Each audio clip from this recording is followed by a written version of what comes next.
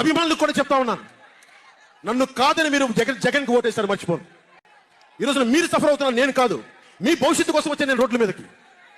శుభ్రంగా కోట్లు సంపాదించుకునే మార్గాలు ఉన్నాయి నా దగ్గర, యాక్టింగ్ స్కిల్స్ ఉన్నాయి. అన్ని కాదనుకొని ఎందుకు వచ్చాను? నన్ను నేలే, మన మనుషులే, మన వాళ్ళే, తప్పన పెడితే నేను 2 చోట్ల ఓడిపోయాను. 2 చోట్ల బాధ లేదు, నిలబడ్డా.